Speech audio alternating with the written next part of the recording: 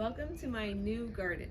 This is my plan for 2026. I really wanted to get a lot more vegetables and herbs. You can see I have my parsleys, my basils, my whole salad garden with arugula and kale, broccoli, and I even have an artichoke. So I'm so excited to see how all of this kind of grows and gets better. Behind you I have rosemary, some cute little plants that make beautiful flowers, and some lavender.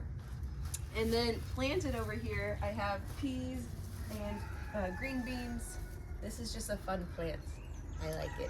So it gets to join the garden too. And then all the way down here I have my spaghetti squash.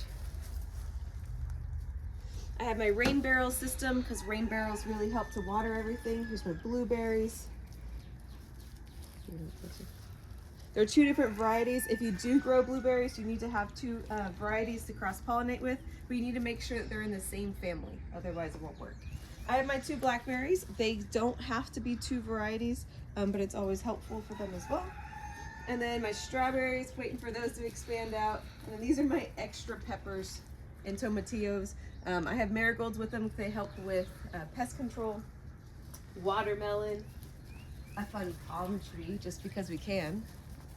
And then over here I have, oh, and my birds, yes. Over here I have all of my onions, my tomatoes, and another marigold. So we're gonna see if this works.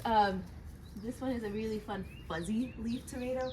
And then I have my lavender, of course. So my goal with this whole garden is to be able to harvest all of my fresh vegetables and herbs, but also to just kind of bring my girls out here, let them see everything.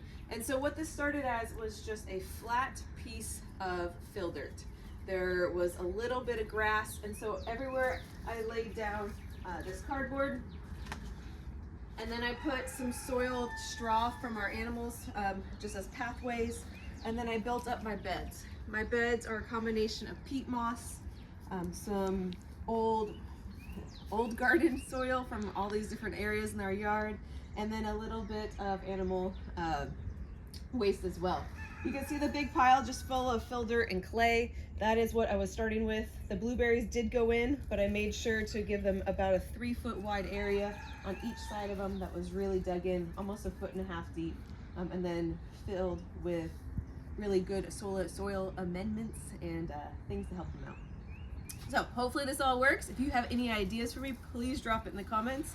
I am in North Texas, DFW area, so zone 8B, and I'm really worried right now about how to handle the sun. I know it's just gonna radiate off of this building, and I'm just not sure how I'm gonna block that for my plants, but also give them enough sunlight. Let me know.